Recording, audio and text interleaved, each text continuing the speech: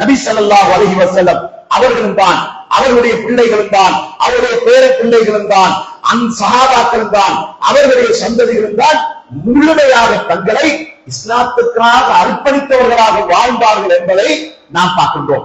அன்று அந்த சூழல் எந்த அளவுக்கு இருந்தது என்று சொன்னால், ரசூலுல்லாஹி ஸல்லல்லாஹு அலைஹி வஸல்லம் அவர்கள் ஒரு நாள் மைமூனா ரலியல்லாஹு அன்ஹா வீட்டிலே நித்திரை கொள்கின்ற ஒரு நாளாக இருந்தது.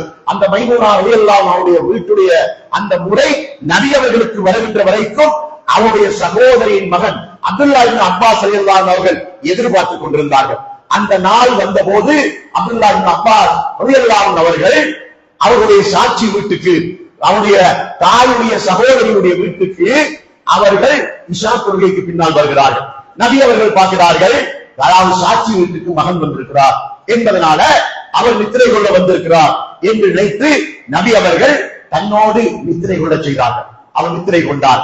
ஆனால் அவர் வந்த நோக்கம் அன்று அந்த வீட்டிலே நித்திரை கொள்வதற்காக மட்டும் அல்ல, நித்திரையிலிருந்து விழித்து நபி அவர்கள் இரவு தொழுகை தொழும்போது அவர்களோடு சேர்ந்து இரவு தொழுகை தொழ வேண்டும் என்ற ஆர்வத்தோடு ஆசையோடு தான் வந்திருக்கிறார்.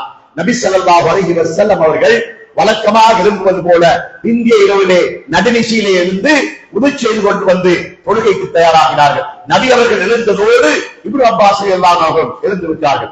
அவர்களும் உது செய்து கொண்டு வந்து நபி அவர்களோடு தொழுகைக்கு இருக்கிறார்கள். அந்த இப்னு அப்பாஸ் ரலியல்லாஹு அன்ஹுடைய வயது அப்பொழுது 8 வயது. 8 வயது என்றால் நமது 3ஆம் ஆண்டு படிக்கின்ற பிள்ளையுடைய வயது.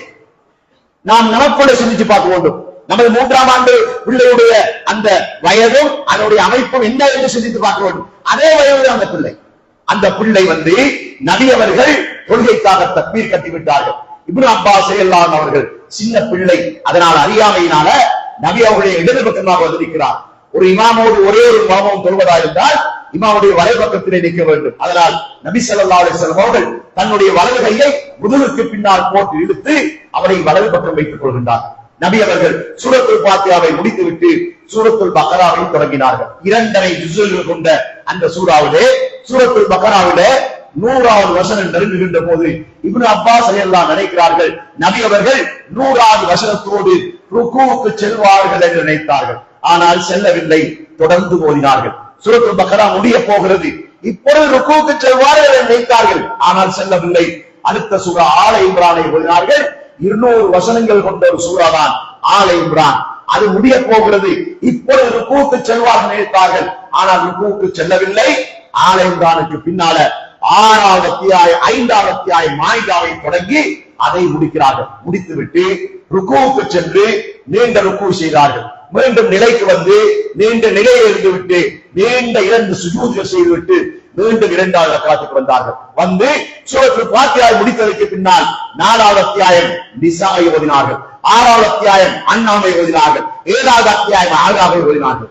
அவ்வளவும் 8.5 ஜுஸுகள் கொண்ட 6 சூறாக்களை 2 ரக்காத்துகளில் நபி ஸல்லல்லாஹு அலைஹி வஸல்லம் அவர்கள் ஓதி முடிக்கின்ற வரைக்கும் அந்த பாலகன், அந்த 8 வயது சிறுவன் அமைதியாக அடக்கமாக ஆர்வத்தோடு நபி அவர்களுக்கு பின்னால் நின்று தொழுவார்கள் என்ற இந்த சம்பவத்தை சஹீஹுல் புகாரியிலே நாம் பார்க்கின்றோம்.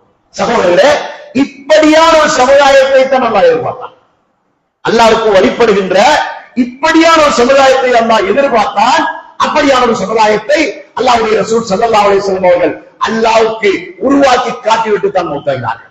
நபி அவர்கள் அந்த அளவுக்கு அவர்கள் எப்படி இபாதத்தில் ஆர்வமாக இருந்தார்களோ அதே போன்ற ஆர்வம் உள்ள ஒரு சமுதாயத்தை அவர்கள் உருவாக்கி விட்டுத்தான் மௌத்தாக்கினார்கள். அதனால நமது பிள்ளைகளை நாம் இபாதத்திலே ஆர்வம் உள்ள பிள்ளைகளாக உருவாக்கி இருக்க வேண்டும் என்பதற்கு இந்த சம்பவம் நமக்கு மிகச் சிறப்பான ஒரு முன்மாதிரியாக இருக்கின்றது.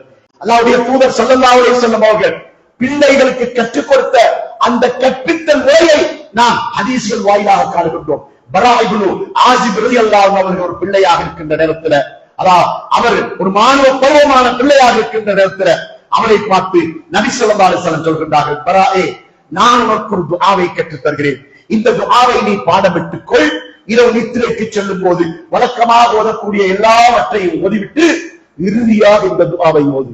இந்த துஆவை ஓதி நித்திரை கொண்டு அந்த நித்திரையோடு நீ மௌத்தாக நேர்ந்தால் பாவங்கள் மன்னிக்கப்பட்ட பரிசுத்தமான ஒருவனாக மௌத்தாகி விடுவாய். காலையிலே தூக்கத்தை விட்டு எழுந்தால் அஸ்பஹத கைரா, ஒரு நல்ல மனிதராக எழுந்திருப்பாய் என்று சொல்லிவிட்டு அந்த துஆவை கற்றுக் கொடுத்தார்கள். அல்லாஹும்ம அஸ்லம்து நஃப்ஸி இலைக்க வஃபவ்வல்து அம்ரி இலைக்க வஅல்ஜஅது ظهري இலைக்க ரக்பதன் வரஹபதன் மின்க இல்லா இலைக்க அல்லாஹும்ம ஆமன்து பிகிதாபிக அல்லதி அன்ஸல்த வபிநபியிக அல்லதி அர்ஸல்த. அல்லாஹ்வே, உனக்கு நான் முற்றிலும் கட்டுப்பட்டு விட்டேன். என்னுடைய முகத்தை உன்பக்கமாக நான் திருப்பி விட்டேன். என்னுடைய விலாபரத்தை உன்பக்கமாக நான் சாய்த்து விட்டேன். நான் ஆசை கொள்வதும் அச்சம் கொள்வதும் உனக்குத்தான். நீ அனுப்பிய நபியை விசுவாசம் கொண்டு விட்டேன். நீ அருளிய வேதத்தை நம்பிவிட்டேன் என்று சொல்லக்கூடியதான் இந்த துஆவுடைய அர்த்தம்.